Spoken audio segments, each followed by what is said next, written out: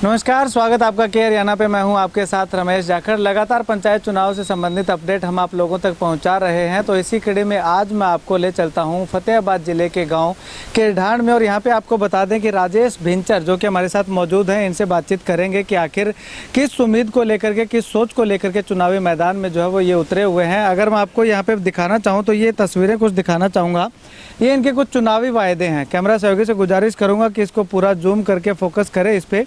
ये कुछ चुनावी वायदे हैं, ये भी हम आपको पढ़ के सुनाएंगे, बताएंगे कि आखिर किस तरह के वायदे लेकर के ये चुनावी मैदान में उतरे हैं। लेकिन उससे पहले राजेश भिंचर जी से बातचीत करते हैं। युवा प्रत्याशी हैं, युवा चेहरा है और गांव को किस प्रकार से विकास के पथ पे अग्रसर करेंगे। राजेश जी, सबसे पहले स्वागत आपका। धन्यवाद, आप यहाँ तक आए हमारा इंटरव्यू करने के लिए, बहुत बहुत धन्यवाद आपका। राजेश जी, अगर बात करें तो इतने सारे वायदे आपने कर रखे हैं, इसमें से अगर मुख्य तौर पे मैं जानना चाहूँ तो चुनावी मैदान में उतरने का मुख्य कारण क्या है?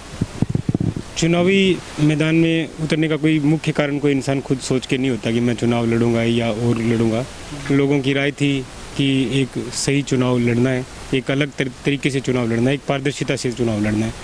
और जो लोग मैं चुनाव लड़ने के जिस चुनावी वक्त में मैं चुनाव लड़ने के लिए उतरा, उस वक्त शायद मेरी परिस्थितियाँ भी नहीं थी कि मैं चुनाव के लिए तैयार हूँ।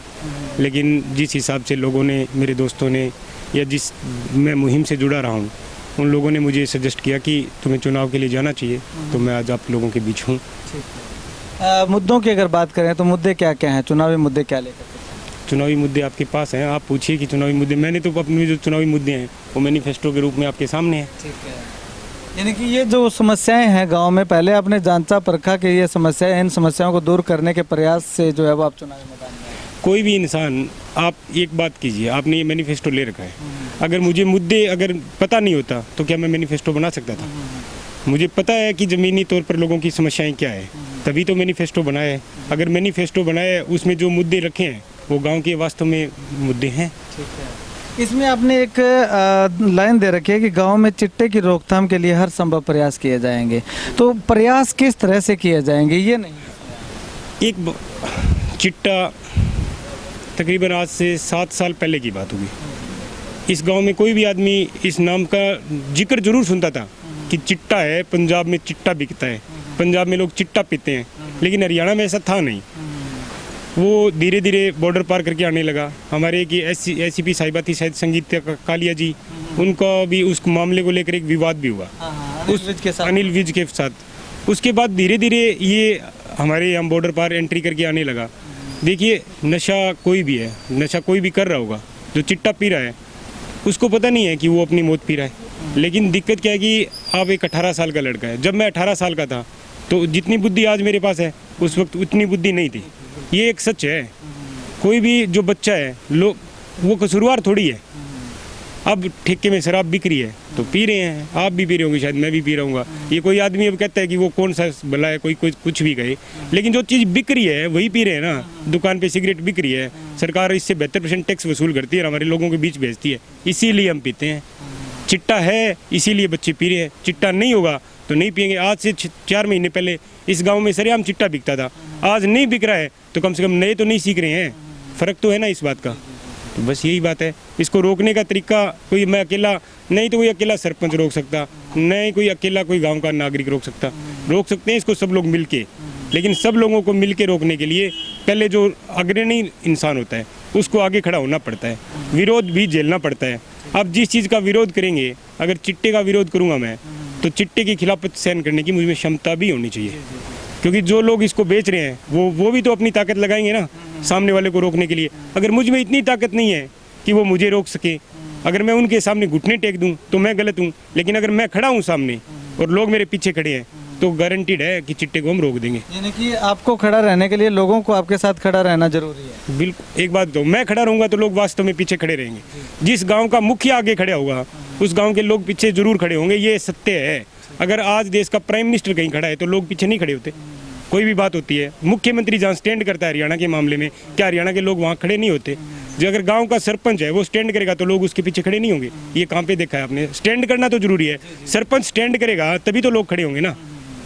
मतलब कि आपका स्टैंड पक्का रहेगा चिट्टे के खिलाफ? मेरा स्टैंड क्लियर है। पिछले 7 साल से मैंने आज तक हरियाणा में जितने भी DGP से लेके SCP तक मैंने सबको पत्र लिखा, और मैं नाम नहीं लेना चाहता, मैंने एससीपी साहब को आज से 5 साल पहले कहा था जी कि नशा फैल रहा है, तो एससीपी साहब थे, मैं जो भी था, उनको शायद उस वक्त अनुमान नहीं था कि ये नशा एक दिन इतना बड़ा हो जाएगा। उन्होंने मजाक में टाल दिया कि नशा है कहाँ।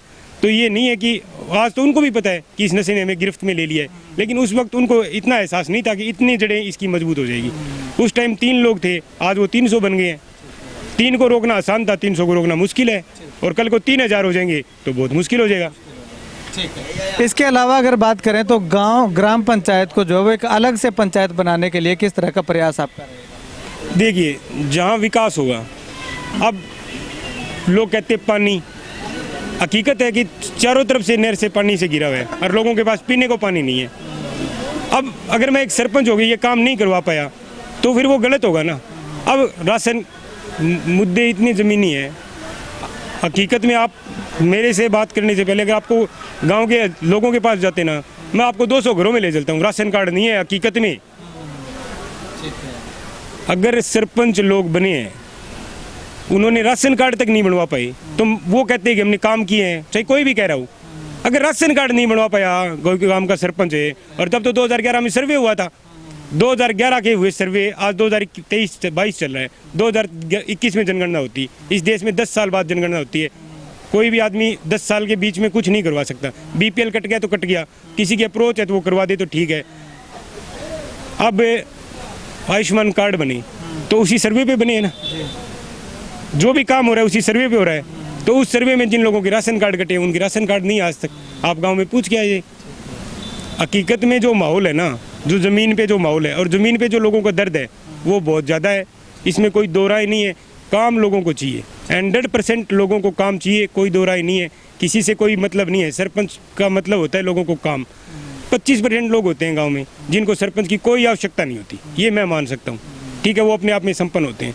25% लोग होते हैं जिनको सरपंच से गली का, विकास का या कोई छोटे मोटे मुद्दों का जरूरत होती है। लेकिन 50% आबादी वो होती है जिसको सरपंच की 100% आवश्यकता होती है, हर समय जरूरत होती है। इसके अलावा महिलाओं के उत्थान के लिए, महिलाएं सशक्त बने, महिलाएं किसी पे डिपेंड ना रहें, सेल्फ डिपेंडेंट बने, उसके लिए क्या कुछ प्रयास किया जाएगा? इसके साथ साथ युवाओं को भी जो है वो सेल्फ डिपेंड बनाने के लिए क्या प्रयास? बात युवाओं से स्टार्ट किया आपने और महिलाओं से भी। 200 लोगों का जिस गांव में खेल में हमेशा रुचि होती थी, वहाँ आज 2 लोग बचे हैं। ये कमी किसकी रही है? ये मेरी तो कमी नहीं रही है, क्योंकि मैं तो गांव का मुखिया नहीं रहा हूँ कभी। 200 लोगों वाला गांव, जिस गांव में किरडान गांव की एक हकीकत रही है।